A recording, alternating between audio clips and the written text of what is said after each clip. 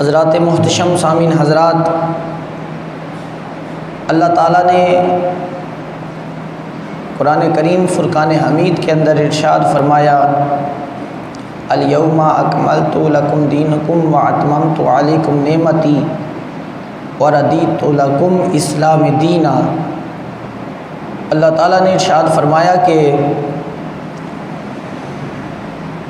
میں نے مسلمانوں کے لیے دین اسلام کو پسند کر لیا ہے اور دین اسلام مکمل ہو چکا ہے۔ جب یہ آیت مقدسہ نازل ہوئی تو اللہ تعالیٰ نے جبریل امین کو بھیجا، تو سرکار دو عالم صلی اللہ علیہ وسلم کے پاس جب جبریل آئے تو سرکار دو عالم صلی اللہ علیہ وسلم کو کہنے لگے، یا رسول اللہ صلی اللہ علیہ وسلم، اللہ فرماتا ہے الیوم اکملت لکم دینکم واتممت علیکم نعمتی، کہ اللہ نے دین اسلام کو پسند کر لیا ہے اور اس کو مکمل کر دیا ہے۔ آپ کی جو نبوت ہے، نبوت مصطفیٰ صلی اللہ علیہ وسلم، اس کو اللہ تعالیٰ نے آخری نبی اور آخری امت قرار دے دیا ہے۔ اللہ فرماتا ہے میں نے پسند کر لیا ہے اور میں نے مکمل دین کو کر دیا ہے۔ جس وقت سرکار نے یہ آیات مقدسہ تلاوت کی ممبر رسول پر بیٹھ کر، صحابہ کا مجمع تھا، صحابہ بڑے خوش ہوئے، صحابہ کے اندر خوشی کی لہر دوڑ پڑی۔ اب ساری جماعت صحابہ خوش ہے کہ اللہ نے ہمارے دین کو پسند کر لیا ہے، اور ہمیں جو ہے کہ جب دین کو پسند کیا تو امت کو بھی پسند کر لیا، لہذا اسلام مکمل ہو چکا ہے۔ اب جو اسلام آ چکا ہے، دین آ چکا ہے، اسی پر عمل کرنا ہوگا، اب کوئی نئی شریعت تو آئے گی نہیں۔ اب صحابہ کرام رضوان اللہ اجمعین خوش ہیں، خوشی کی لہر دوڑی ہوئی ہے۔ اب اسی جھرمٹ کے اندر ایک شخص تنہا غمگین نظر آ رہا ہے، پریشان نظر آ رہا ہے۔ اب جیسے کل مثال کے طور پہ ہمارے پاکستان میں اعلان کیا گیا کہ عید ہے، تو سب نے عید منائی، تنہا مفکر اسلام کنز العلماء ڈاکٹر اشرف آصف جلالی زیدہ شرف ہو، آپ نے کل عید نہ منائی، آپ نے روزہ رکھا، اور آج کے عظیم دن کے اندر آپ نے عید منائی۔ اب سارے جماعت صحابہ خوش ہے، ساری جماعت صحابہ یہ سمجھ رہی ہے کہ دین مکمل ہو چکا ہے، شریعت مکمل ہو چکی ہے، اب کوئی نیا حکم آئے گا نہیں، جو حکم آ چکا ہے بس اسی پہ عمل کرنا ہے، اب لہٰذا کوئی نیا دین تو آنا نہیں ہے۔ اب سارے صحابہ خوش ہیں، ایک صحابی غمگین ہے، پریشان ہے، غم کی کیفیت طاری ہے، اور وہ صحابی بھی بڑے اعلیٰ ہیں، بڑے عرفہ ہیں، بڑے افضل ہیں۔ اگر میں یہ بات کہوں تو یقیناً غلط نہ ہوگی، افضل البشر بعد الانبیاء بالتحقیق حضرت سیدنا صدیق اکبر رضی اللہ تعالیٰ عنہ کی ذات گرامی۔ آپ پریشان بیٹھے ہیں، غمگین بیٹھے ہیں، سرکار نے فرمایا کہ پیارے صدیق، پیارے ابوبکر، کیا معاملہ ہے؟ سارے صحابہ خوش ہیں، آج اللہ نے دین کو پسند کر کے مکمل کر دیا ہے، مگر تو خوش نظر نہیں آتا۔ ابوبکر صدیق رضی اللہ تعالیٰ عنہ جواب دیتے ہیں، یا رسول اللہ صلی اللہ علیہ وسلم، سب کو دین مکمل ہوتا نظر آ رہا ہے، مجھے اللہ کا رسول جاتا ہوا نظر آ رہا ہے۔ یعنی ابوبکر صدیق کو اللہ نے جو شان عطا فرمائی تھی، سب سے اعلیٰ، سب سے عرفہ، سب سے افضل۔ جو بڑے ہوتے ہیں ان کی سوچ بھی بڑی ہوتی ہے، جو بڑے ہوتے ہیں ان کو اللہ نے عقل بھی بڑی دی ہوتی ہے، ابو بکر صدیق رضی اللہ تعالیٰ عنہ کا چونکہ مقام بڑا تھا تو ابو بکر صدیق رضی اللہ تعالیٰ عنہ بڑی سوچ رہے تھے، سب یہ سوچ رہے تھے کہ اللہ نے دین مکمل کر دیا ہے، اللہ نے دین پسند کر لیا ہے، مگر ابو بکر صدیق یہ سوچ کے پریشان تھے کہ آج اللہ کے رسول صلی اللہ علیہ وسلم دین مکمل ہو چکا ہے تو کہیں رسول اللہ ہم سے جو ہے کہ دور نہ چلے جائیں، رسول اللہ ظاہری طور پہ وصال نہ کر جائیں۔ ابو بکر صدیق کو یہ پریشانی لاحق تھی۔ آج اس بات سے میں اس طرف بھی استدلال کرنا چاہتا ہوں اور آپ کو اس طرف لانا چاہتا ہوں، جیسا کہ کل عید منائی گئی اور کم علمی کی وجہ سے، جہالت کی وجہ سے، جہالت پر مبنی فیصلے کی وجہ سے جن لوگوں نے اندھا دھند جو ہے کہ اقتدار کے نشے میں بیٹھ کر بے وقوفی کے عالم کے اندر جو فیصلہ کیا، پوری امت مسلمہ کے دل چھلنی ہیں، آگے ہی امت مسلمہ پریشان ہے۔ فلسطین کے اندر جو حال مسلمانوں کے ساتھ کیا جا رہا ہے، جو برما کے اندر مسلمانوں کے ساتھ سلوک کیا جا رہا ہے، جو کشمیر کے اندر مسلمانوں کے ساتھ سلوک کیا جا رہا ہے، آگے ہی مسلمان پریشان ہیں، اور آگے پھر عید کا غلط اعلان کر دینا کہ عید کل عید ہے اور مسلمانوں کو پریشان کر دینا، ایک روزہ کھا لینا، اعتکافیوں کو غلط اعلان پہ اٹھا دینا۔ اور میں یہ بھی پوچھنا چاہتا ہوں کہ 12 بجے وہ کون سا چاند نظر آتا ہے جو انہی کو نظر آیا ہے اور کسی کو نظر نہیں آتا؟ میرے آقا صلی اللہ علیہ وسلم کا فرمان ہمارے سامنے واضح موجود ہے۔ رسول اللہ صلی اللہ علیہ وسلم نے ارشاد فرمایا تھا، یاد رکھو میرے غلاموں، میں تمہیں وہ شریعت دے کر جا رہا ہوں، میں تمہیں وہ دین دے کر جا رہا ہوں جس کی رات بھی ایسی ہے کہ جیسے دن ہوتا ہے۔ میرے غلاموں یاد رکھنا، کسی پریشانی کے عالم میں مبتلا نہ ہو جانا، میرے غلاموں کسی گمراہی کے اندھیرے میں نہ چلے جانا۔ یاد رکھو فرمایا کہ جب 29 روزے مکمل ہو جائیں تو فرمایا میری شریعت یہ اعلان کرتی ہے بادل آ جائیں، فرمایا اندھیرا ہو، چاند نظر نہ آئے تو فرمایا گنتی کے مطابق 30 روزے پورے کرنا میرے غلاموں پہ لازم ہو جاتا ہے۔ آج 12 بجے چاند نظر آ جانا، یہ پتہ نہیں کون سا چاند ان کو نظر آ گیا ہے جو ہمیں نظر نہیں آیا، جو منیب الرحمان صاحب کو نظر نہیں آیا، جو قبلہ ڈاکٹر صاحب کو نظر نہیں آیا، پوری اہل سنت کو نظر نہ آیا۔ انہی کا عظیم طبقہ ہے جن کو چاند اکیلے بیٹھے ہی نظر آ گیا ہے۔ حضرات میرے امام نے کہا تھا، سونا جنگل رات اندھیری چھائی بدلی کالی ہے، سونے والو جاگتے رہنا چوروں کی رکھوالی ہے، آنکھ سے کاجل صاف چرا لے یا وہ چور بھلا کے ہیں، تیری گٹلی ٹاکی ہے اور تو نے نیند نکالی ہے۔ آج جس دور میں ہم جی رہے ہیں، جس پرفتن کے عالم میں ہم بیٹھے ہیں، ہمیں اپنی ذمہ داری کو سمجھتے ہوئے ہماری ذمہ داری ڈبل ہو جاتی ہے جب ایسے نام نہال ہماری جو ہے کہ حکومت کے اندر بھگوڑے آ جائیں، ایسے نام نہال شخص آ جائیں اور چاند دیکھنے والے آ جائیں، تو اس لحاظ سے سرکار نے فرمایا کہ میری امت کے عالم کی ڈیوٹی ڈبل ہو جاتی ہے کہ جہاں وہ امت کو نماز، روزہ، زکوٰۃ، حج کے مسائل بتاتا ہے، اس کے ساتھ ساتھ میری امت کو آگاہ کرے کہ یاد رکھو ہمارا جو رسول اللہ صلی اللہ علیہ وسلم کا فرمان ہے وہ یہ ہے، وہ اس انداز سے ہے، اور اس کے اوپر عمل کرنا یہ ہر امتی کے اوپر لازم ہے۔ آج آپ احباب اس چیز سے بھی بخوبی آگاہ ہوں گے کہ میرے آقا صلی اللہ علیہ وسلم کے پیارے صحابی ابو بکر صدیق رضی اللہ تعالیٰ عنہ، آپ کی بڑی شانیں ہیں، بڑا مقام ہے۔ چلے اس بات سے بھی میں یہ بات بھی کرتا چلوں کہ جو احباب اعتکافی اٹھ گئے ان کے لیے کیا ہے، اور جو روزہ خراب ہو گیا اس کے لیے کیا ہے، کیونکہ 29 تو نہیں تھے، 30 روزے تھے، اور عید الحمدللہ آج ہے۔ تو جو اعتکافی اٹھے وہ ایسے کریں کہ دوبارہ ایک دن کا اعتکاف پھر کریں، جیسے منیب الرحمان صاحب نے اعلان کیا، وہ اب اٹھ چکے ہیں، لہٰذا دوبارہ بیٹھے ایک دن کے اعتکاف کی نیت سے۔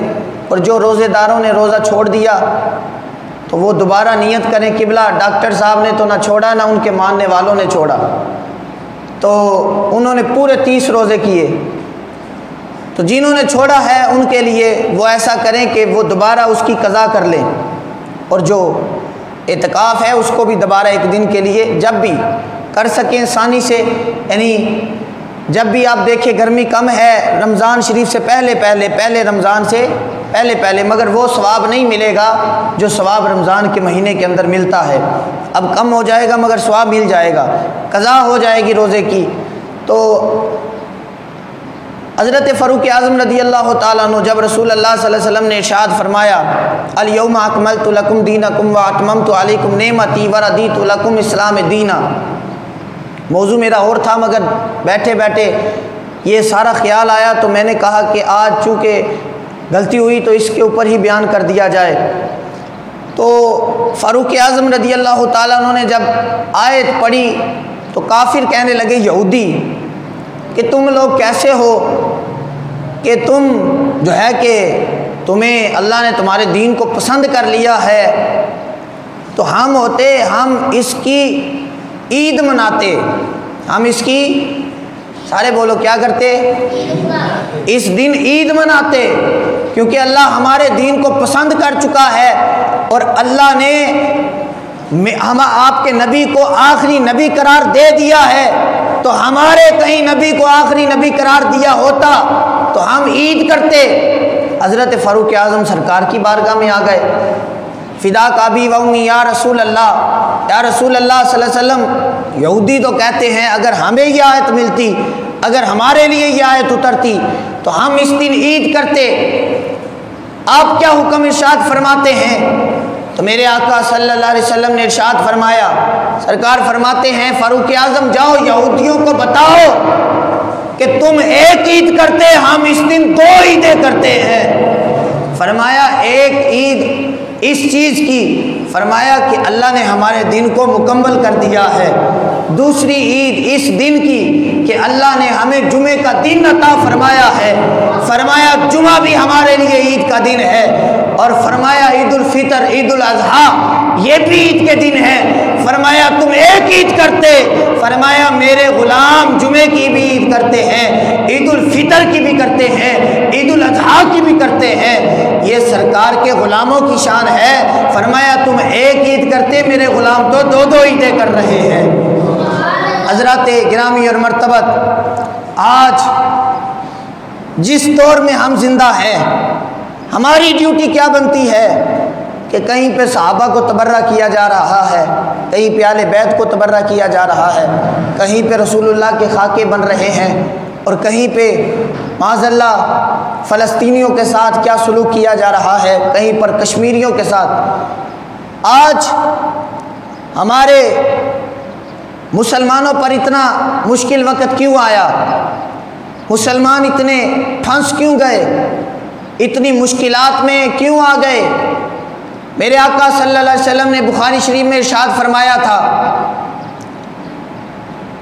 اولہن نقدن الحکم، فرمایا میری امت تیری مثال کڑوں کی طرح ہے، اور میں نے چونکہ تہیہ کر لیا ہے، مجھے انشاءاللہ جتنی مرضی بھاری قیمت جھکانی پڑے میں جھکاؤں گا، مگر انشاءاللہ اس حدیث پر ڈٹ کر پہرا دوں گا، بچے بچے تک یہ حدیث پہنچاؤں گا، انشاءاللہ ہر بندے کو آگاہ کروں گا اور اسے بتاؤں گا کہ رسول اللہ کا کوئی فرمان ہے، اور رسول اللہ نے اپنی امت کو فرمان سنایا ہے اور بتایا ہے میری امت یاد رکھ تیری مثال کروں کی طرح ہے اور میری امت کروں کی مانند ہے۔ فرمایا ایک کڑے پر حملہ ہوگا، کافر ایک کڑا توڑیں گے، میری امت دوسرے کڑے کو پکڑ لے گی، کافر دوسرا کڑا توڑیں گے،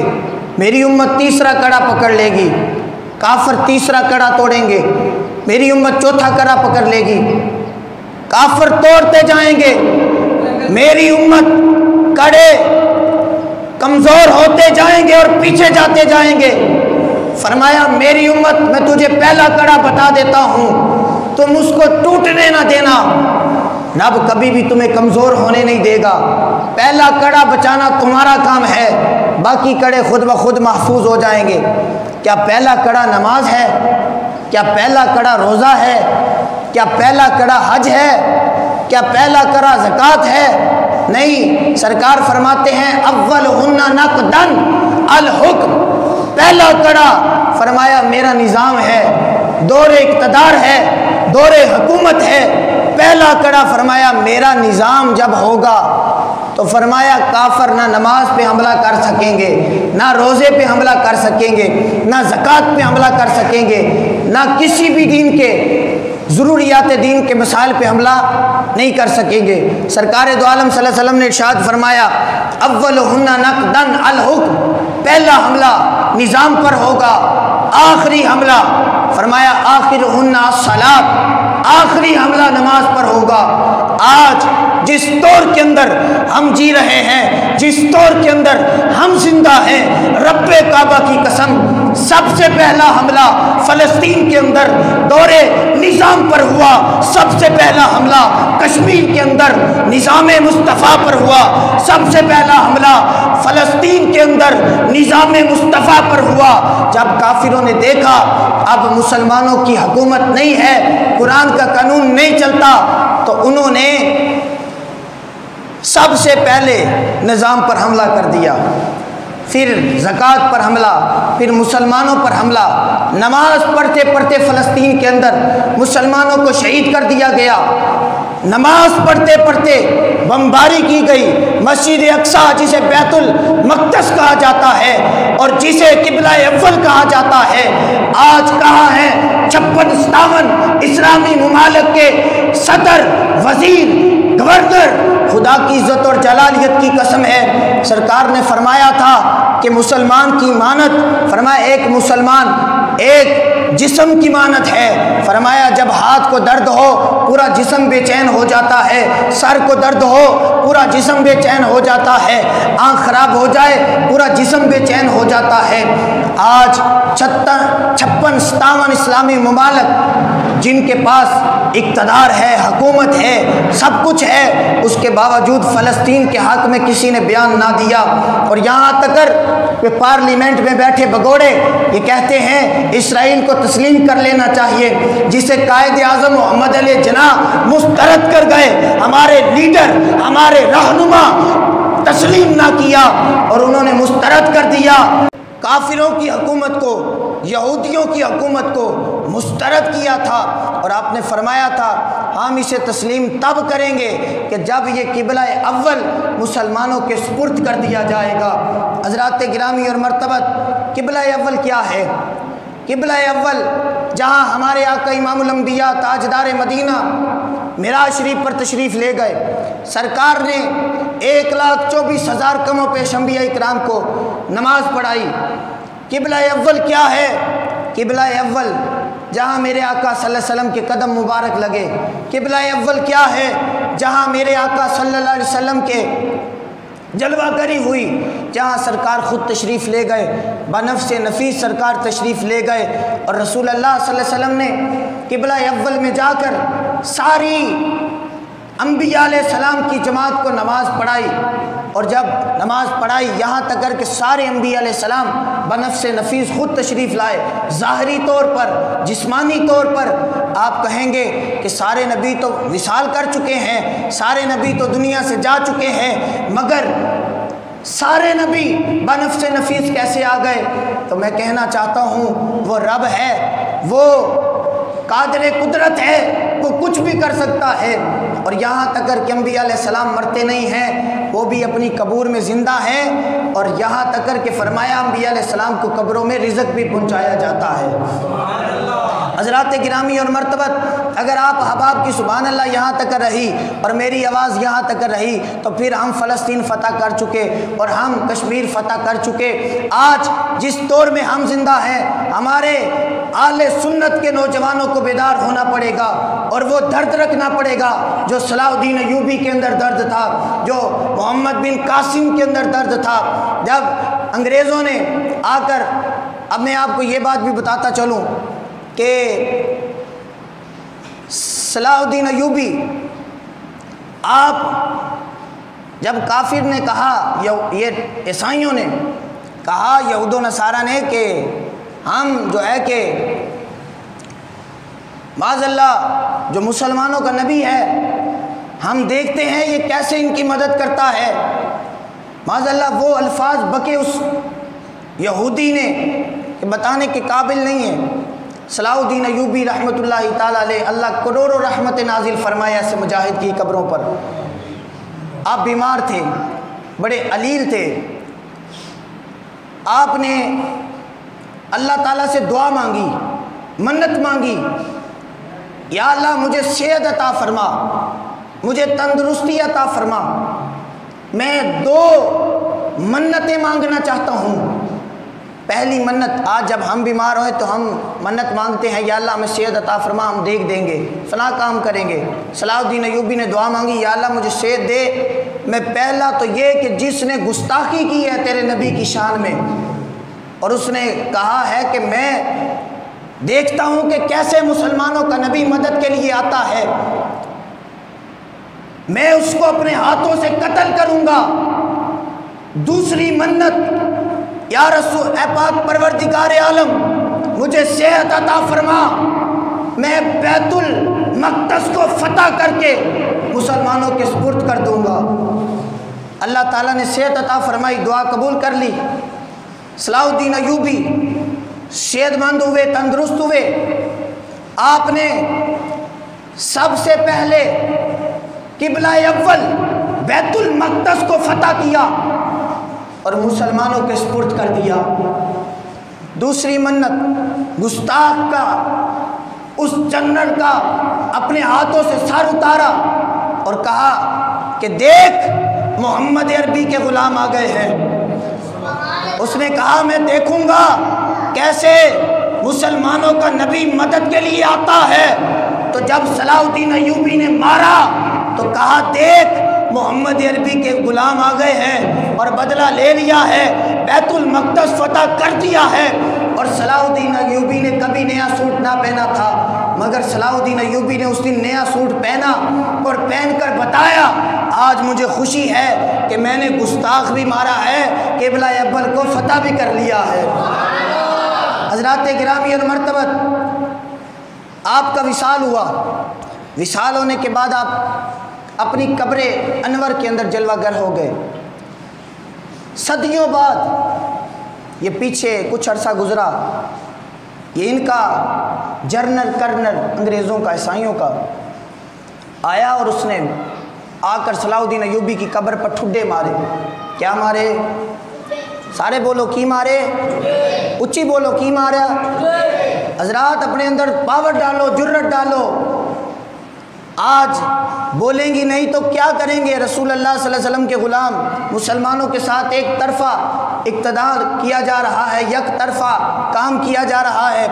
جب صلاح الدین ایوبی کی قبر پر ٹھڈے مارے تو صلاح الدین ایوبی نے تو بدلہ نہیں لینا تھا، صلاح الدین ایوبی نے تو قبر سے نکل کر نہیں کہنا تھا کہ میں تیرے ٹھڈوں کا جواب نکل کر دیتا ہوں، صلاح الدین ایوبی نے تو نہیں کہنا تھا کہ تو میری قبر پر ٹھڈے بھی مار رہا ہے، میرے نبی کی توہین بھی کر رہا ہے۔ صلاح الدین ایوبی نے تو نہیں کرنا تھا، جس نے کرنا تھا تو جب صلاح الدین ایوبی نے بدلہ لینا تھا آپ نے تو بدلہ لیا۔ جب بدلہ لینے کی باری آئی آپ نے انہیں جواب دیا۔ جب انگریزوں نے ٹھڈے مارے تو بتاؤ کیا صلاح الدین ایوبی نے قبر سے نکل کے بدلہ لینا تھا کہ ہم نے جو ہے کہ 1.5 ارب سے زائد مسلمانوں نے بدلہ لینا تھا؟ بولو کس نے بدلہ لینا تھا؟ ہم نے بدلہ لینا تھا۔ آج اسی وجہ سے جو پاکستان کے اندر رسم و رواج شروع کیا گیا ہے، اسی طرح اگر رہا، واللہ ممبر رسول پر بیٹھ کے کہتا ہوں، دستار سر پہ ہے، میں ایک لفظ جھوٹ بولوں اللہ یہاں غرق کر دے۔ اگر اسی طرح پاکستان کے اندر رہا کہ یہ سیاست مولویوں کا کام نہیں، سیاست رسول اللہ کے غلاموں کا کام نہیں، تو میں خدا کی قسم یہ گارنٹی دیتا ہوں کہ جو فلسطین میں ہو رہا ہے اگر پاکستان میں نہ ہوا تو مجھے پکڑ لینا۔ حضرات اسی طرح ہوگا۔ سرکار نے فرمایا تھا اولہن نقدن الحکم، فرمایا پہلا حملہ میرے نظام پر ہوگا، آخرہن الصلاۃ، آخری حملہ نماز پہ ہوگا۔ آج اگر ہمارا اقتدار ہوتا، اگر ہمارا جو ہے کہ نظام مصطفیٰ ہوتا تو کرونا کرونا کرونا رونے والے کبھی بھی مسجدوں میں 6 فٹ کا وایا نہ لاتے، کبھی بھی ماسک پہنا کر ہر بندے کو مسجد میں نہ لاتے۔ اور یہ یاد رکھو، ماسک پہن کر نماز پڑھنے والے کی نماز نہیں ہوتی، ماسک پہن کے نماز پڑھنے والے کی نماز نہیں ہوتی۔ تو اس کی کون ذمہ داری اٹھاتا ہے؟ یہ جنہوں نے کل اعلان غلط کیا عید کا، جنہیں عید پڑھانے کا پتہ نہیں، عید کا اعلان کرنے کا پتہ نہیں، یہ ہمیں بتاتے ہیں یہ علماء سو ہیں۔ یہ کیا ہیں علماء؟ یہ صدیوں سے چلتے آ رہے ہیں، امام مالک کے دور سے، امام اعظم ابو حنیفہ کے دور سے۔ علماء سو جو حکومت کے ٹاؤٹ ہوتے ہیں، حکومت کے پٹھو ہوتے ہیں، جو ان کا کھاتے ہیں پھر ان کا حلال کرنے کے لیے میدان میں بھی آ جاتے ہیں۔ تو یہ باتیں یاد رکھیں۔ آج جس چیز کی آج ضرورت ہے وہ سنی کی بیداری ہے۔ اگر جاگ گیا یہ سنی تو پھر ہر طاقت پہ باری ہے۔ ناکام ہے گہرے صدمے میں کیوں گہری نیند اڑانے کو، اٹھ باندھ کمر کیوں سستی سی تیری سوچ پہ اب تک طاری ہے۔